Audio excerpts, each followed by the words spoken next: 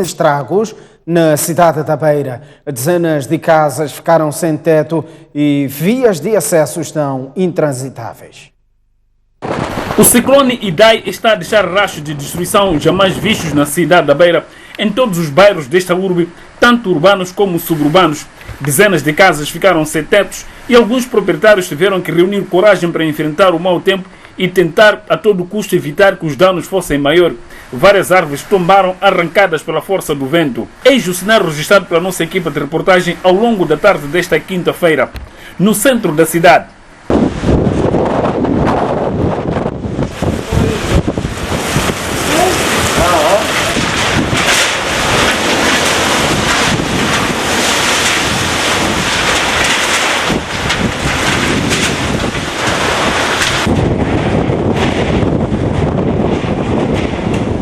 Bairros suburbanos.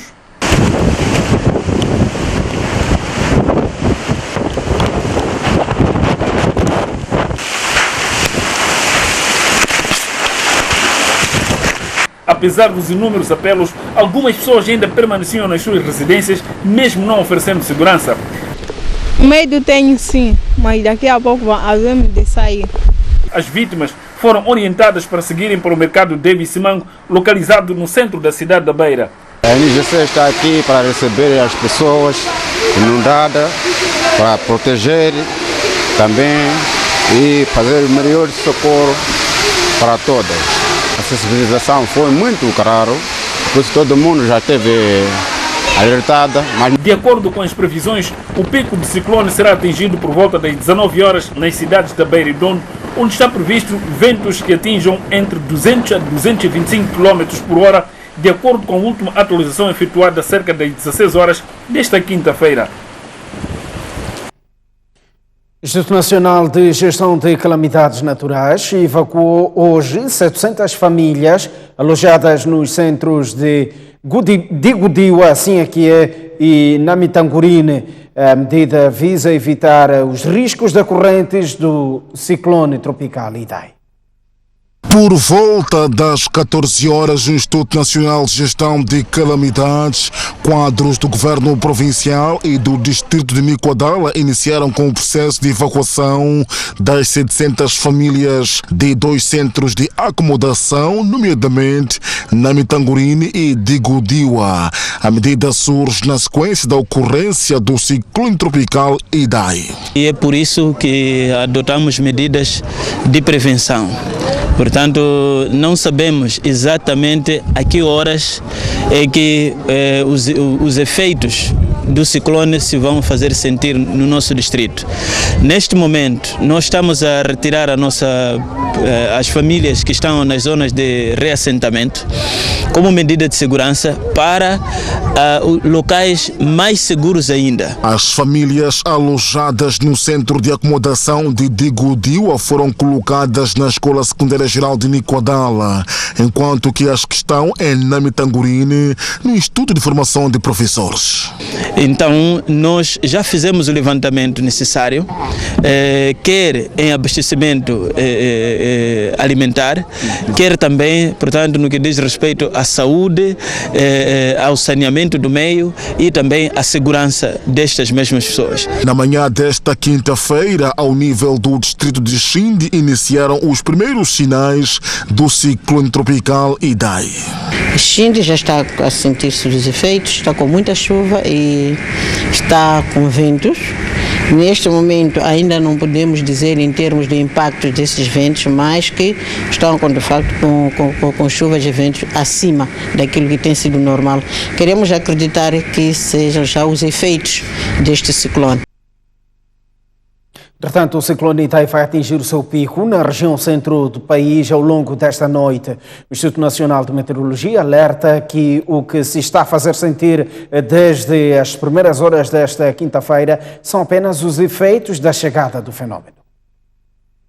O ciclone Idai ainda está a caminho da zona centro do país, encontrando-se neste momento na faixa costeira da região. As rajadas de vento e as chuvas fortes que desde o início do dia desta quinta-feira se fazem sentir são apenas os efeitos da vinda do mesmo. o que significa que os estragos poderão ser ainda mais devastadores a partir desta noite, sobretudo nas províncias de Sofala e Manica. Estamos a prever chuvas muito fortes, com intensidade acima de 150 milímetros em 24 horas. Estamos a prever ventos fortes, com rajadas muito fortes, acima de 150 km por hora. E também estamos a prever trovoadas severas. Medidas de precaução devem ser tomadas e levadas com seriedade. Apelamos à população para ficar em lugares seguros e não ficar embaixo das árvores, e reforçar os tetos das casas, colocar os carros não debaixo da árvore, colocar em lugares seguros. Espera-se um abrandamento do estado do tempo só a partir deste domingo para o estágio de depressão tropical, ou seja, o ciclone já não será uma ameaça, mas espera-se que as chuvas fortes se mantenham até próxima semana. Ora bem, e a quinta-feira, habitualmente, temos análise com o nosso comentador residente, Adelino Buc.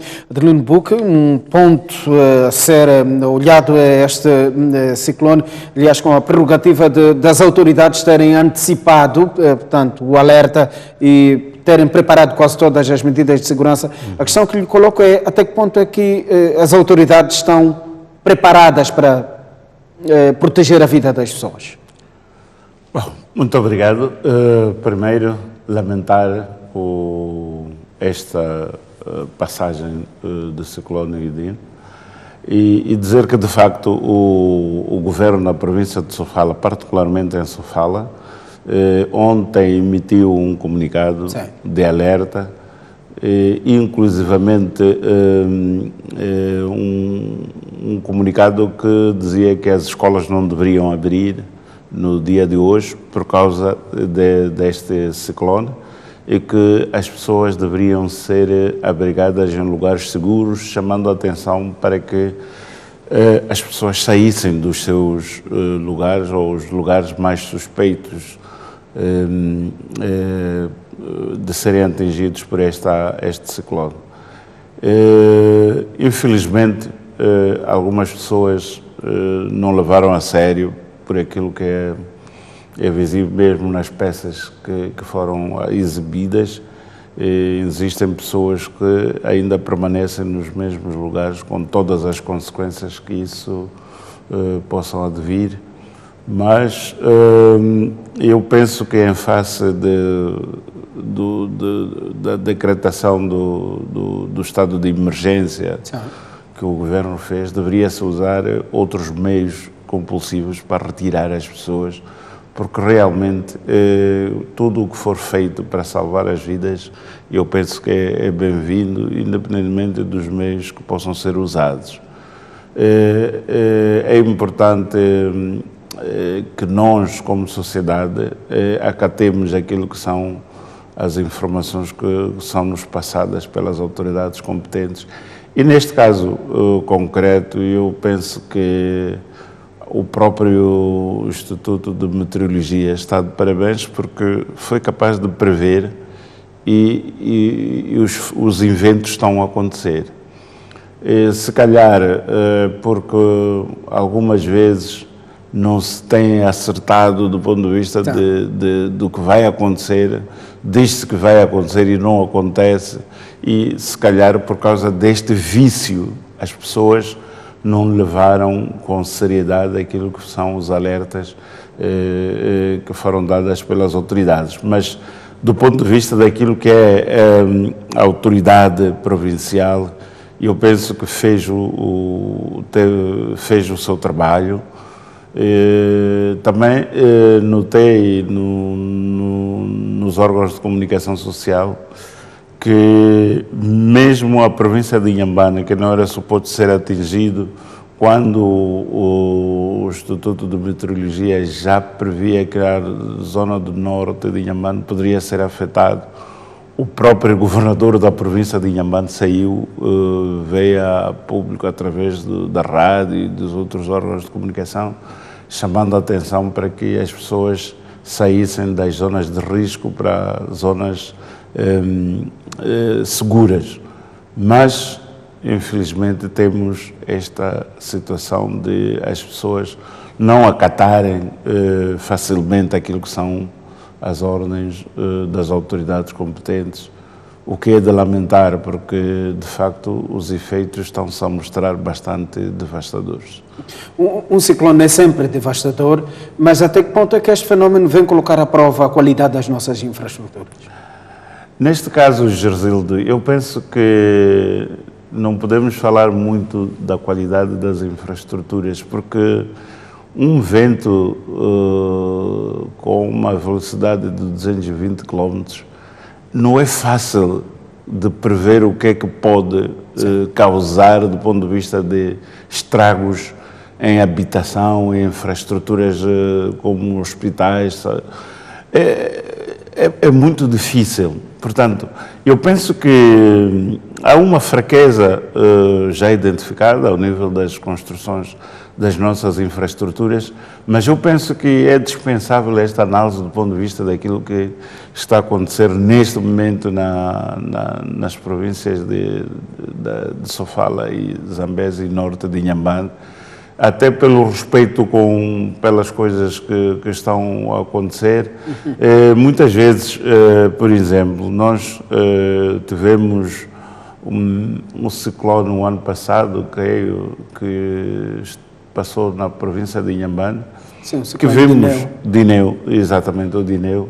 Vimos infraestruturas públicas de construção recente a ficarem danificadas, mas vimos também, ao lado dessas infraestruturas, residências de particulares construídas sem assistência de engenharia de construção civil, que se mantiveram firmes e estão lá.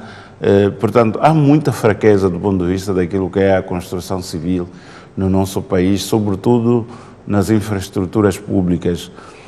Eu espero que a atual atitude do Ministro das Obras Públicas desencoraje o mau uso dos materiais ou o uso de materiais menos consistente do ponto de vista daquilo que é a construção, ou pelo menos a não utilização daquilo que é de facto o caderno de encargo do ponto de vista daquilo que deve ser feito. Mas eu sugiro que a gente não olhe para esta fraqueza, porque de facto hoje, com 220 km, qualquer infraestrutura está à mercê deste ciclone. Encerrou hoje a 16ª edição da Conferência Anual do Setor Privado e o Governo esteve hoje na máxima força. Até que ponto é que o debate que teve lugar, principalmente hoje, vai resultar no desenvolvimento ou na facilitação do negócio? Do negócio. Muito obrigado. Olha, primeiro gostaria de felicitar de forma pública o modelo que foi adotado nesta Conferência Anual do Setor Privado, que é um modelo inovador, não é? Um modelo inovador, um modelo que não tinha acontecido nas anteriores conferências anuais do setor privado, nomeadamente por ter se introduzido um dia de negócios, não é, feitos a este nível da Conferência Anual do Setor Privado, com uma série de instituições financeiras internacionais e nacionais, com projetos previamente remetidos à CTA e, através da CTA, a estes grupos de investidores e de financiamentos. Então foi efetivamente um dia, aliás, uma CASP extraordinariamente diferente, uma CASP onde as empresas e os investidores tiraram o máximo proveito possível. Tivemos também a participação, por exemplo, do Fundo do Ambiente e do Negócio, através da sua fundação, que está a apoiar aquilo que é o desenvolvimento do associativismo em Moçambique. Também é uma novidade do ponto de vista daquilo que é a organização das conferências anuais do setor privado. Portanto, foi uma coisa bastante espetacular. Mas falando especificamente do dia de hoje, o dia de hoje foi um dia também muito especial para o setor privado. Tivemos uma manhã com o Presidente da República, que, para além da sessão de abertura, ele foi um moderador do debate que se fez a seguir às exposições. E esta tarde, Sua Excelência, o Primeiro-Ministro Carlos Agostinho de Rosário esteve também a assistir e fez o fecho da conferência.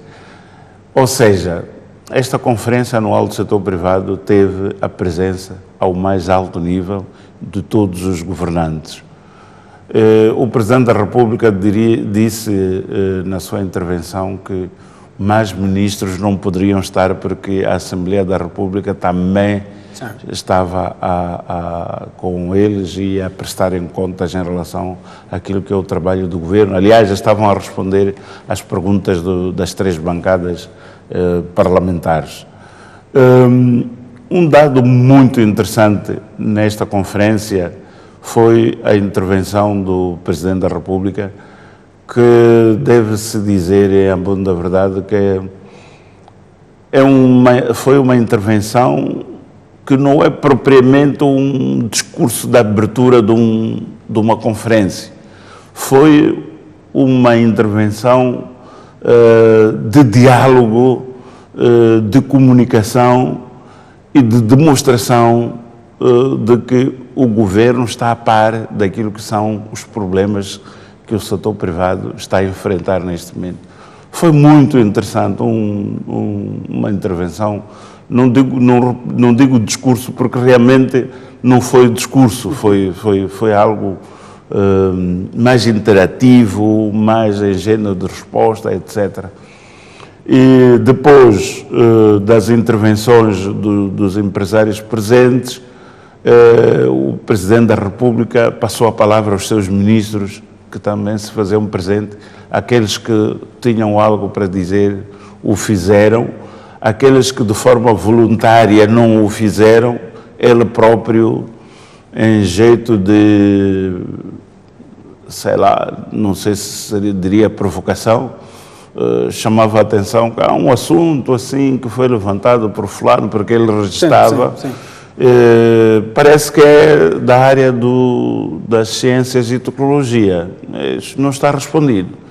Então, quer dizer, tivemos um dia diferente do ponto de vista daquilo que é o diálogo setor público e setor privado. Naturalmente que o diálogo é sempre uma coisa que não é acabado, não se pode esperar resultados imediatos, até porque as reformas são um processo contínuo, passa por várias fases até que se tenha resultados, mas eu penso que, com todos os defeitos que possam existir no sistema de governação, este diálogo público-privado,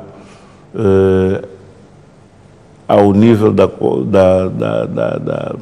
da Conferência Anual do Setor Privado, foi extraordinário. Adelino, porque vamos olhar para o nosso último tema. A semana foi também marcada pelos números apresentados pelo Governo, são números até divergentes, números dos homens da Renamo, foram, portanto, integrados nas Forças de Defesa e Segurança.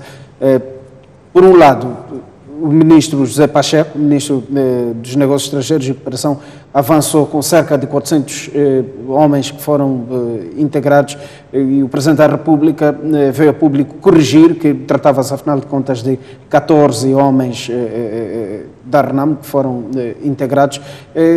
Estaremos perante algum lapso por parte do ministro José Pacheco ou algum desalinhamento entre os membros do governo para um assunto tão sensível como este?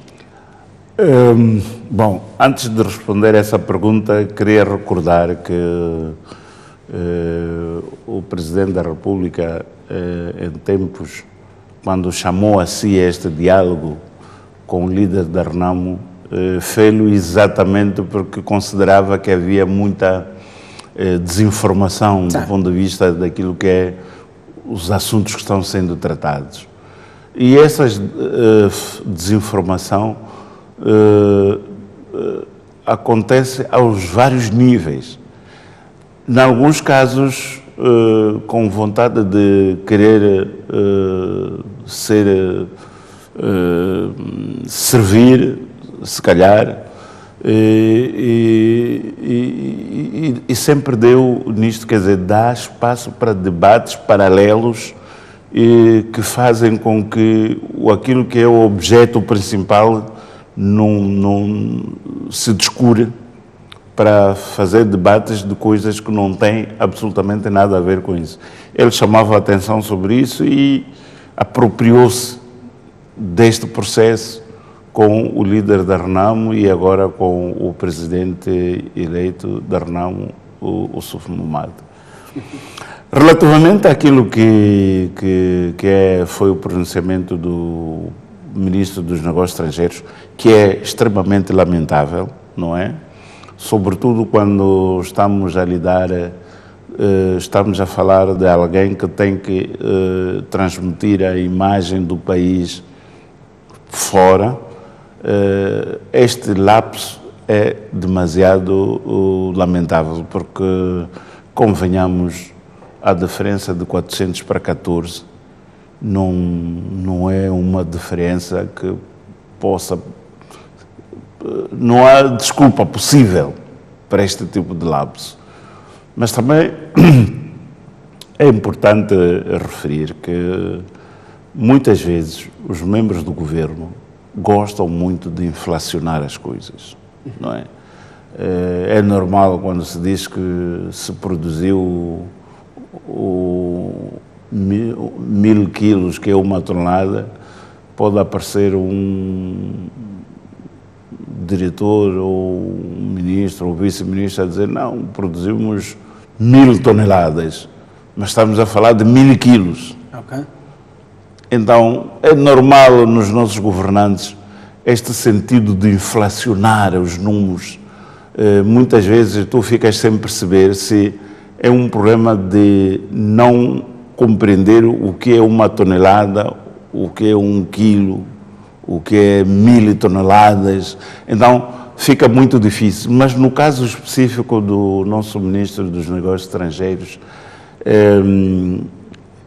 é difícil de perceber o que é que ele tinha na cabeça, o que é que ele queria transmitir, porque efetivamente 14 para 400 é muita coisa que está aí no meio. Okay. Há quem pense que o Ministro teria lançado este número baseado no grupo de pessoas ou de militares formados, de onde saíram aquele grupo dos 14 que são da Renamo.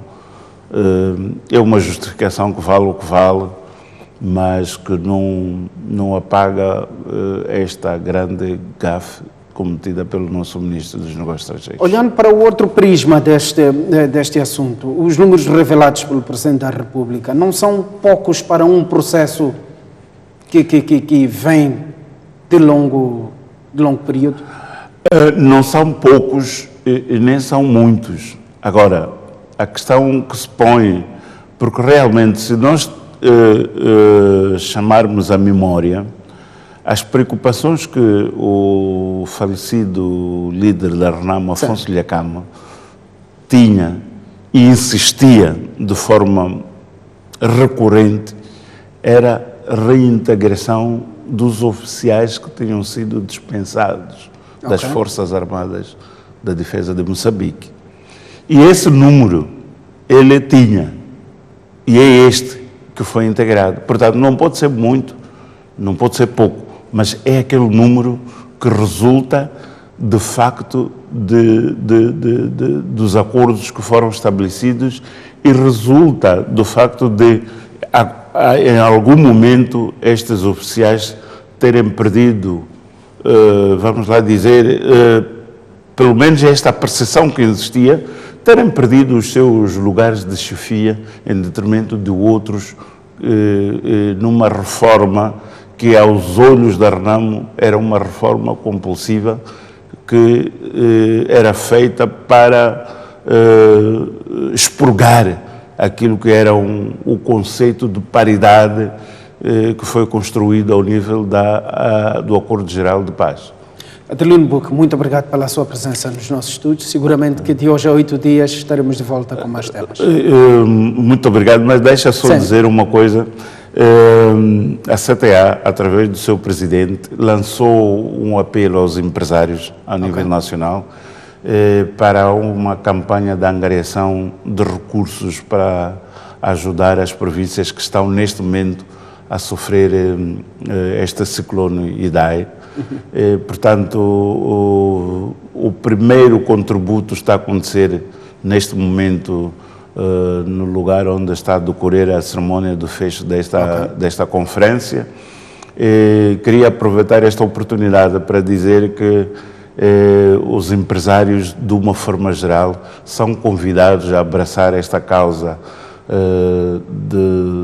de calamidade através de apoios multiformes, porque pelas imagens que a STV está a passar, que são os acontecimentos no terreno, mostram que muitas coisas estão estragadas e as pessoas vão precisar das coisas mais elementares para reiniciarem a vida. Portanto, há este apelo, os empresários e os membros da Confederação das Associações Económicas para olharem com seriedade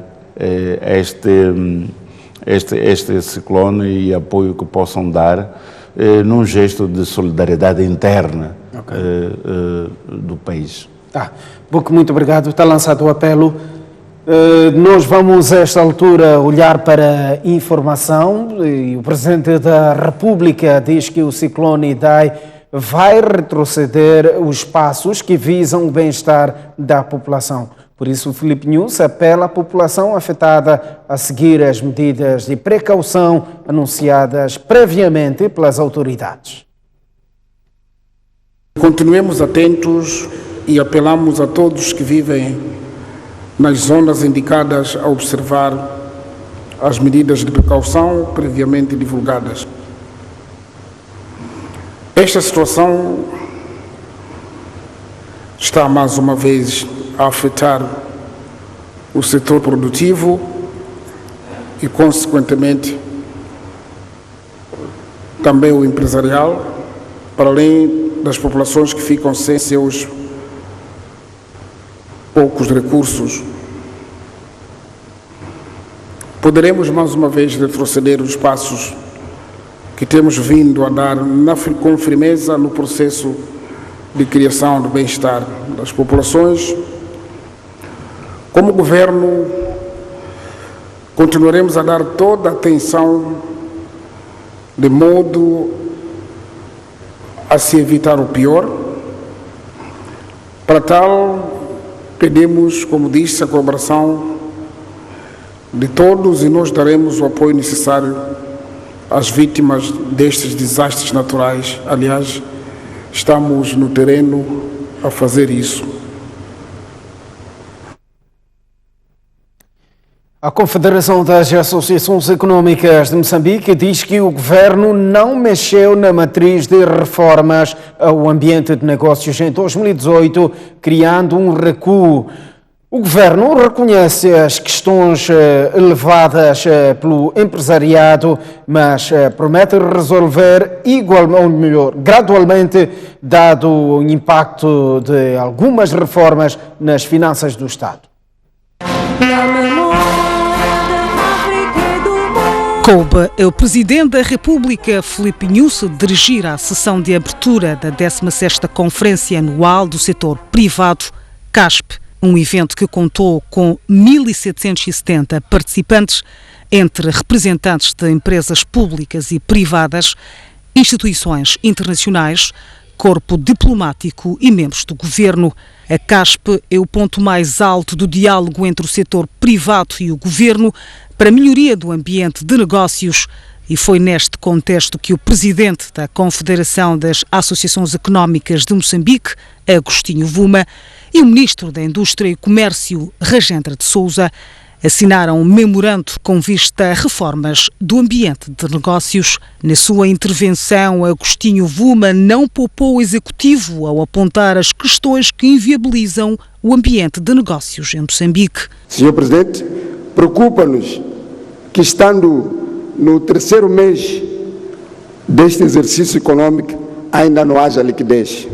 Num ano atípico, em que temos a consciência que a gestão administrativa nacional poderá durar uns 7 meses apenas, passando as atenções todas a serem direcionadas para o ciclo eleitoral que se avizinha.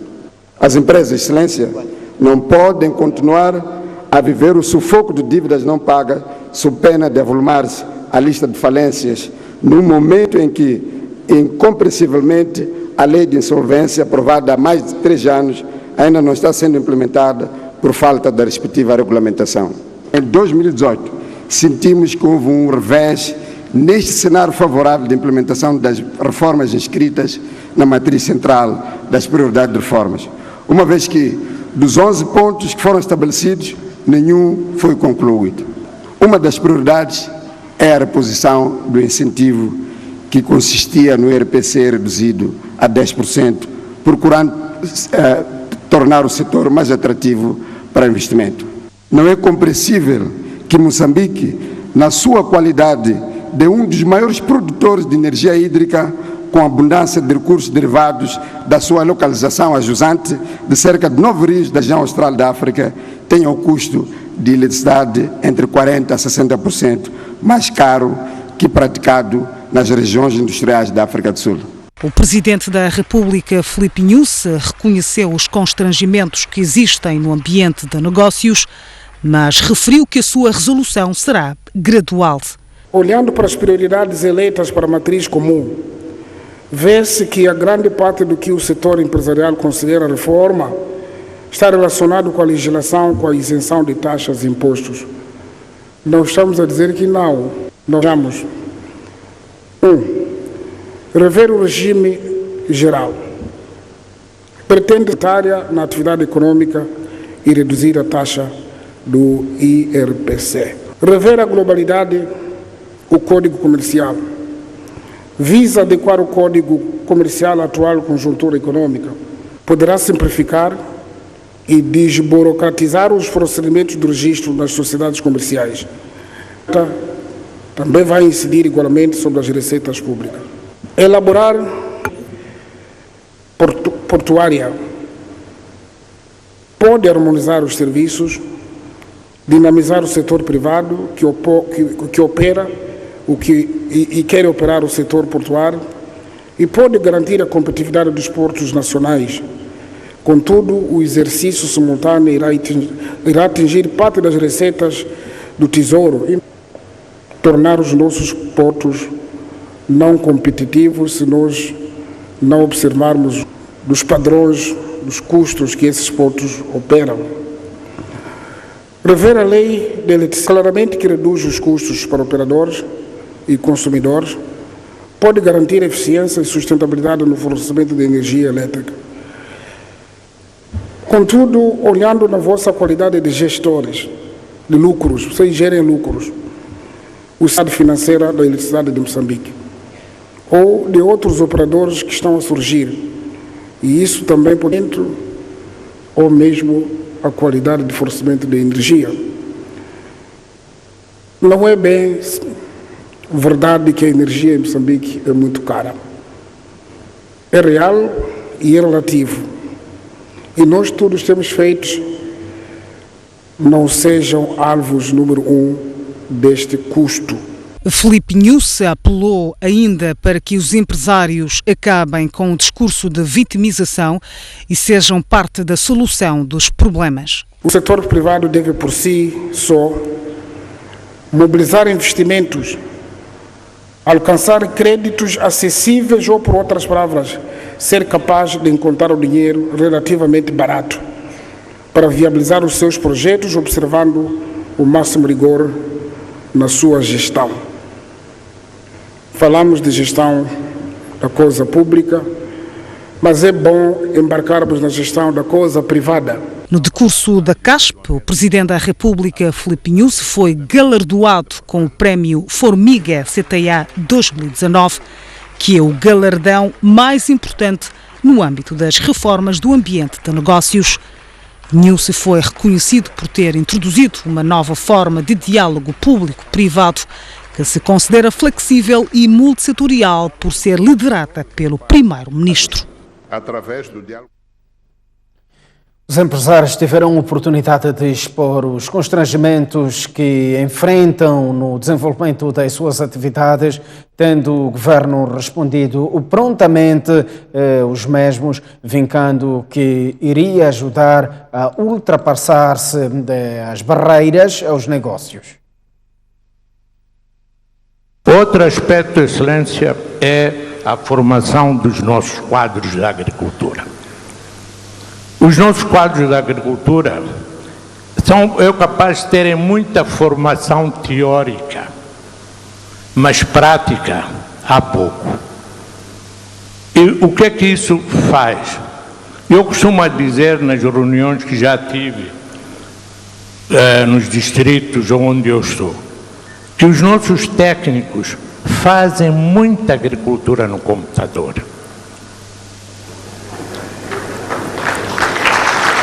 Muita agricultura no computador.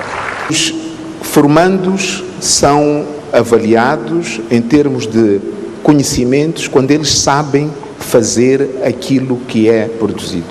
Isto quer dizer que se um estudante está num curso qualquer de mecânica e tem que saber fazer parafuso, ele antes de saber fazer o parafuso não é graduado. Não há hipótese de saber fazer um pouco, tem que saber fazer na totalidade. Um estudante, quando está no curso agrário, ele tem que saber fazer agricultura.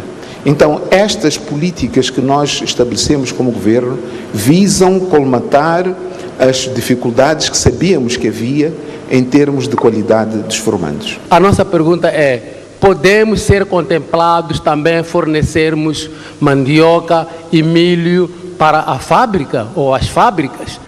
O colega de Niassa é livre de vender mandioca para Nampula. Agora, não pode pedir ao Estado para lhe vender a mandioca, não. Nós temos comboio, temos caminhão. O comprador chama-se CDM. O que podemos é ajudar com o número de telefone da CDM, para contactar a eles. No âmbito de reassentamentos, a lei das compensações está desajustada, deve ser reformada para evitar aproveitamentos políticos no quadro da responsabilidade social. Há problemas, eu sei que Sua Excelência, o Presidente da República, deve saber por que estou a dizer isso. Essa questão que foi colocada sobre os reassentamentos, talvez também aproveitar este fórum para dizer que não politizem aquilo que tem que acontecer, porque muitas das vezes os vossos projetos, vocês como empresários, alguns são pequenos e médios, acham que não vão encontrar esse tipo de problemas quando estiverem num nível muito alto. Porque muitas das vezes pensamos que são problemas porque os outros são mega projetos, etc. Acontece com a estrada. Precisamos de fazer uma estrada hoje, e essas estradas passam por uma zona, basta ouvir que máquinas estão a roncar de um lado, coloca-se logo uma pequena barraca à frente para só as pessoas serem indemnizadas quando o projeto aí chegar. Ainda no âmbito da CASP, a Fundação para a Melhoria do Ambiente de Negócios revelou que desde 2017 até esta parte já desembolsou cerca de 65 milhões no financiamento de 24 projetos submetidos por diversos projetos nacionais. Por sua vez, a Embaixada da Noruega defendeu que o país deve combater a corrupção para diminuir os índices de pobreza no país.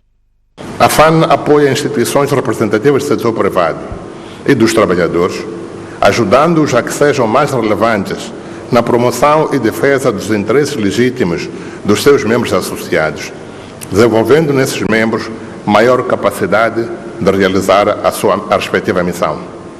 A FAN também apoia o setor público na produção de estudos e políticas no quadro desse esforço permanente de melhoria do ambiente de negócios. É desejo da FAN apoiar no futuro iniciativas dos municípios e distritos no quadro do processo de descentralização em curso. No global de 2017, a FAN já desembolsou cerca de 65 milhões de meticais no financiamento de 24 projetos. A corrupção existe em toda parte do mundo, mas onde existe maior corrupção, há mais pobreza, mais conflitos. É um fenômeno global a combater a pobreza. Estamos juntos neste combate.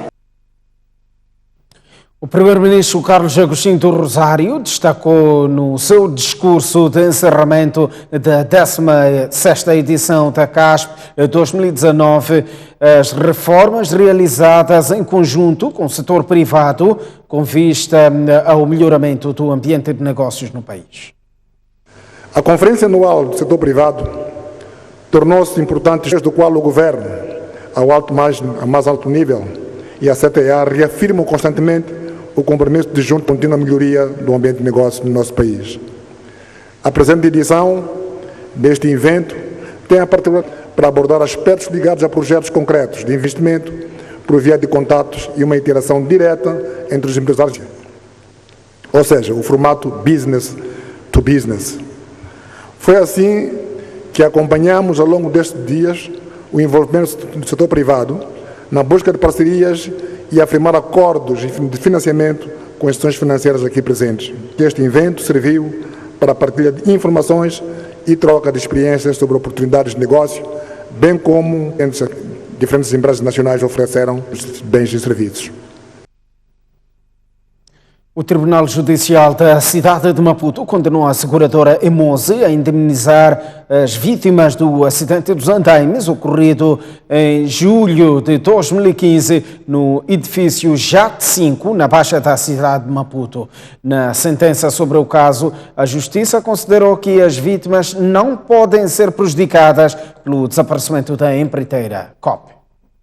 Esta é a sentença que dá desfecho ao processo que estava em curso no Tribunal Judicial da cidade de Maputo sobre o trágico acidente dos andaimes que matou 5 pessoas e deixou 6 feridos em julho de 2015. À data dos fatos, a empresa moçambicana de seguros, Emose, tinha um contrato de seguro válido com o empreiteiro COP, subcontratado pela construtora Britalar Moss, para erguer o edifício do grupo JAT Constrói, na zona baixa da cidade de Maputo. 3 anos depois do sinistro, atendendo ao fato da COP ter desaparecido logo após o acidente, sem deixar patrimônio, a Justiça decidiu condenar a Emose a indemnizar as vítimas mortais e sobreviventes. Na sentença, datada de dezembro de 2018, o Judicial conclui: visto que a data da prolação da presente decisão não se conhecia a localização da RECOP, nem qualquer bem em seu nome para efeitos de execução, porque a data dos factos esta tinha em vigor um contrato de seguros válido, celebrado com a Emose como responsável imediato pela reparação do acidente de trabalho para cada uma das vítimas. A responsabilização da Emose consiste no pagamento de pensões anuais aos familiares das 5 vítimas mortais em valores que variam de 5 a 6.500 meticais e pensões vitalícias no valor de 18.000 meticais anualmente aos sobreviventes. Entretanto, O tribunal concede a Imos o direito de, a posterior, ser compensada pela COP. O governo investiu, através do programa Para a Vida, perto de 27 milhões de meticais para a reabilitação da represa, para a contenção da água no posto administrativo de Mahele. Na cerimônia de entrega da obra ao empreiteiro, o administrador de Magudi, província de Maputo, desafiou os habitantes a aumentarem a produção e produtividade agrícola. Trata-se de um sistema que vai possibilitar a captação e conservação de mais de 240 mil litros de água que antes eram desperdiçados por este rio que atravessa o posto administrativo de Mahele. Em consequência disso, os moradores queixavam-se da escassez de água para a atividade agrícola e criação do gado. Assim, com a reabilitação desta represa, o administrador de Magude desafiou os habitantes do posto administrativo de Mahele a incrementar a produção. Embora a bandeira de Magude é a produção de gado, nós temos que produzir hortícolas, produzir mandioca, produzir feijão, produzir ananás, produzir muita coisa e não ficarmos de braços cruzados à espera do dia da entrega da obra. Quando a obra for entregue, é para nós corrermos. Já a Ara Sul, responsável pela obra, exortou aos moradores a colaborar com o empreiteiro para que seja executada dentro dos prazos. Pedir o apoio da comunidade para trabalhar bem com os nossos empreiteiros e o fiscal. Nós, a Ara Sul e o governo do distrito, havemos de vir aqui com regularidade para o monitoramento das atividades. Com esta infraestrutura, os moradores prometem melhorar a sua produção e produtividade. Pedimos à Ara Sul para nos ajudar a conter essa água para que sempre que chover, se Deus quiser, ela possa permanecer no mesmo sítio. E, assim sendo, poderá servir para o gado e outras criações, inclusive para a agricultura. Refira-se que a reabilitação desta represa enquadra-se no programa Água para a Vida, que consiste na construção de 15 infraestruturas do género nas províncias da Zona Sul do país. Um minutinho para as 10 da noite e o ponto final do Noite Informativa. Graças pela atenção dispensada.